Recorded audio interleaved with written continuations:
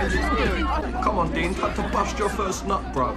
Pull a skirt down on Oi! What the think you're doing? Won't do that again. Telling you all now. You up. You're too cowardly to do a one-to-one. You want a one-on-one, yeah? Yes!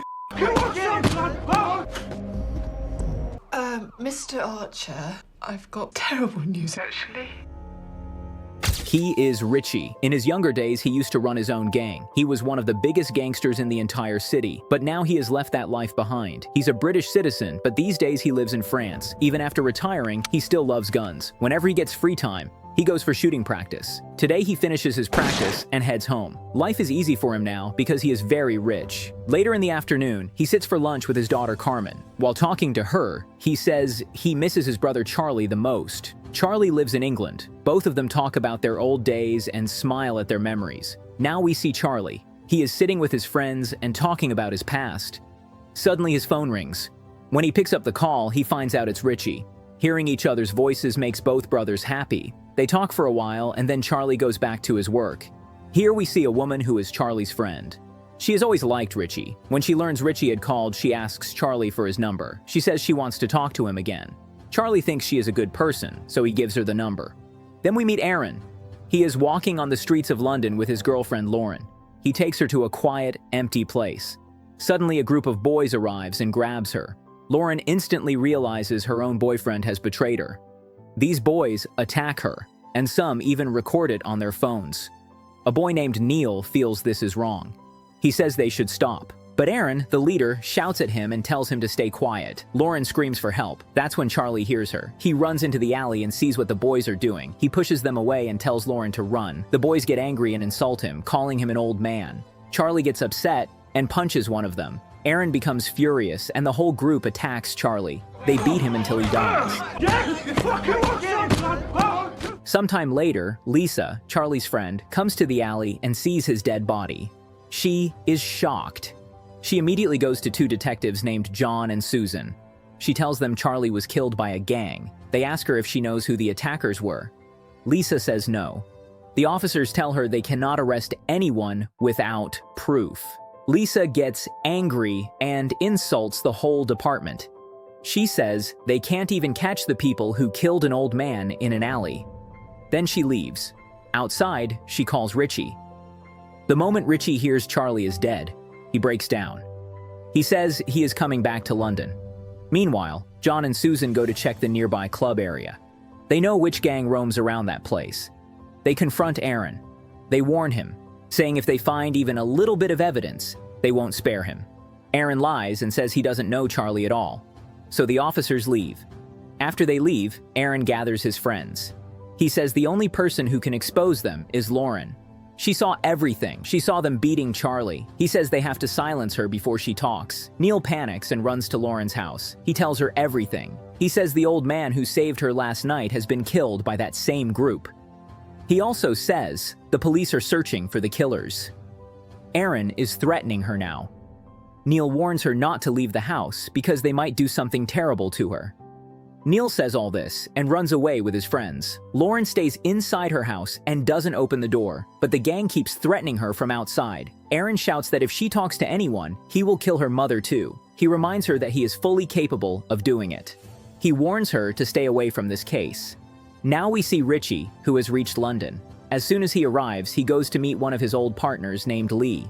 In their young days, these two work together. Richie reaches Lisa's house and asks everything. He wants to know exactly what happened to Charlie. Lisa says she doesn't know much. She says when she reached the place, she only saw Charlie's dead body. She also says there is only one group in London that causes trouble everywhere, and she believes that same gang killed Charlie. The next morning, Richie and Lee go to the place where Charlie was murdered. They want to check the area and look for clues. There, Richie meets Susan, the detective. Susan already knows who Richie used to be. She knows Richie was a respected mob boss and what he is capable of. She warns him to stay away from the investigation. She says the police know how to find the killers, and she doesn't want Richie interfering. Richie calmly agrees and says he won't get in their way. After that, he goes back to Lisa. Lisa shows him a video of Aaron's gang attacking Lauren. She says this video is connected to Charlie's murder because the same alley appears in the footage. Lisa also says she knows the girl in the video. Her name is Lauren. She tells Richie he can talk to her if he wants. So Richie goes to meet Lauren. He tells her that Charlie was his brother, and now Charlie is gone. He says he needs her help because he believes she knows who killed him. Hearing this, Lauren breaks down and tells the truth. She explains that a local gang led by Aaron was attacking her that night. Charlie came and saved her, but after that, the gang turned on him and beat him brutally. She says she never thought they would go so far, but they killed him. She also says everything was planned by Aaron. Hearing all this, Richie quietly walks away. Then we see a girl named Dee, who works with Aaron's gang. She overhears Lauren talking to Richie. She runs to Aaron and tells him Lauren was sharing something with a man named Richie. Aaron asks how old he looked. Dee says he was middle-aged. Aaron laughs and says an old man like that can't harm them. He says if they start worrying about such things, their problems will only keep growing. Next, we see Richie at a church. All his old partners have gathered for Charlie's funeral. There, Richie sees an old man named Arthur.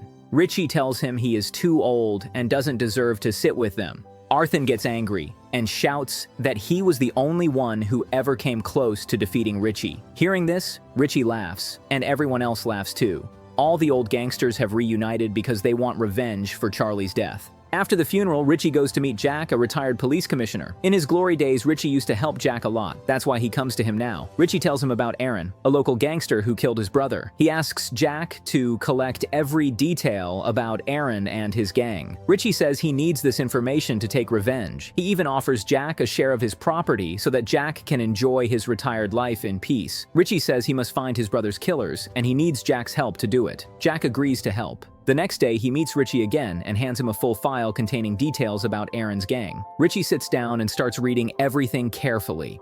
The file mentions every gang member, except Aaron. There is no information at all about the main guy. Richie becomes confused and frustrated because Aaron is the only person he truly wants to know about. So Richie and his old partners decide on a plan. They will kidnap 2 members of the gang and force the truth out of them. The next day, they grab 2 boys from the gang and bring them to their hideout. But as soon as these boys see their faces and notice that all the people in the room are old men, they start laughing. They mock them and say these old men can't do anything. They warn them, saying they work for powerful people in London and will kill them soon. Hearing all this, the old men burst out laughing.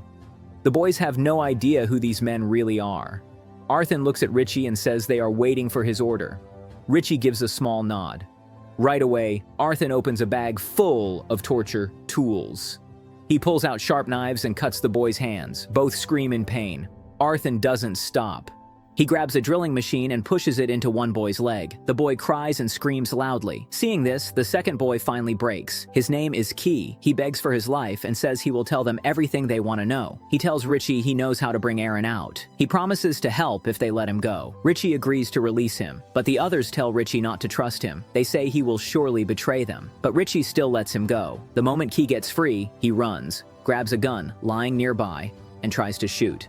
But before he can even aim, Richie shoots him. Richie then tells everyone that he didn't trust the boy either. He just didn't want to kill him unless he proved himself dangerous first. Everyone laughs. Then they go to question the second boy, but they find out he has already died from the torture.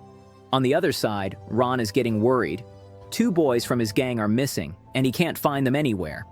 His partners say maybe some enemy gang kidnapped them. They say other gangsters in London might inform them soon. Meanwhile, Richie goes to meet Lauren.